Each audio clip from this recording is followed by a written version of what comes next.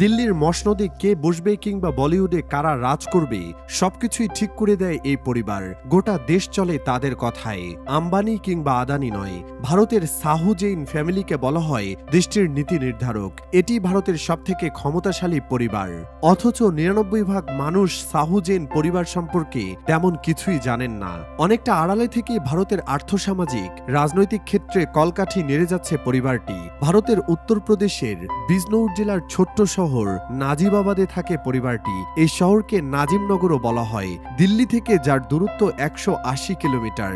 সাহু জৈন পরিবারের প্রভাব প্রতিপত্তি অর্জনের গল্পটা শুরু হয় সাহু শান্তিপ্রসাদ জৈনের সময় থেকে, যিনি ১৯১১ সালের ২২শে মে জন্মগ্রহণ করেন। ছোটবেলা থেকেই তিনি ছিলেন বেশ পরিশ্রমী। অর্থ উপার্জনের পাশাপাশি বিভিন্ন সামাজিক কল্যাণমূলক কাজের সঙ্গে যুক্ত ছিলেন তিনি।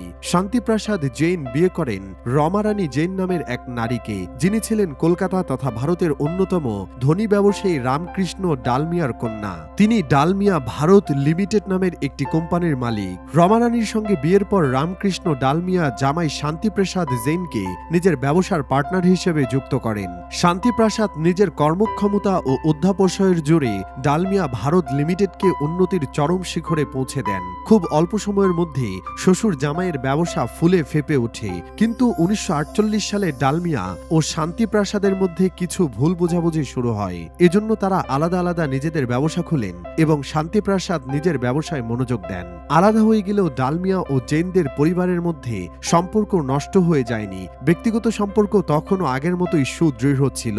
এরপর ১৯৫৩ সালের দিকে শ্বশুর রামকৃষ্ণ ডালমিয়া ব্যবসায় কিছুটা ক্ষতির সম্মুখীন হন।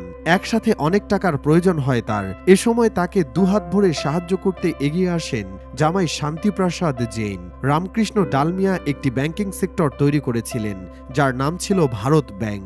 শান্তিপ্রসাদ জৈন এ ভারত ব্যাংক কিনে নেন এবং রামকৃষ্ণ ডালমিয়াকে তার পরিবর্তে মোটা অঙ্কের টাকা দেন। পরিচয় দেন প্রকৃত আত্মীয়তার। বলা বাহুল্য, রামকৃষ্ণ ডালমিয়া ছিলেন বিখ্যাত পত্রিকা টাইমস অব ইন্ডিয়ার মালিক। ১৯৫৬ সালে শান্তিপ্রসাদ জৈন শ্বশুরের কাছ থেকে টাইমস অব ইন্ডিয়া পত্রিকাটিও কিনে নেন। এরপর ১৯৫৮ সালে বারাক নামক একটি ম্যাগাজিন কিনেন শান্তিপ্রসাদ জৈন। ১৯৫৯ সালে ফ্যামিনা এবং ১৯৬১ সালে the economic Times news launch করেন তিনি। এতগুলো নিউজ পেপার কেনা কিংবা পরিচালনার পেছনে ছিল সূক্ষ্ম উদ্দেশ্য। শান্তিপ্রসাদ জৈন ভালোভাবেই জানতেন নিউজ পেপার কোটি কোটি মানুষ পড়েন, আর নিউজ পেপারে কি ছাপা হবে আর কি হবে না সেটার উপর নির্ভর করে দেশের ভবিষ্যৎ। বর্তমানে এই সাহু জৈন ফ্যামিলি ১৫টি নিউজ পেপারের মালিক। এর মধ্যে টাইমস অব ইন্ডিয়া নিউজ পেপারটি পৃথিবীর সবথেকে বেশি মানুষ পড়েন। Times Now, ET Now, radio Mirchi, Bollywood news, Femina India, music channel জুমের মতো প্রভাবশালী গণমাধ্যমের মালিকানা রয়েছে এই সাহু জৈন পরিবারের কাছে। প্রত্যেকদিন ৫০ লক্ষ কপি প্রিন্টেড পত্রিকা পরিবারটি বিক্রি করে, আর তাদের ওয়েবসাইটে প্রত্যেক মাসে ৫০ থেকে ৬০ কোটি মানুষ ভিজিট করেন।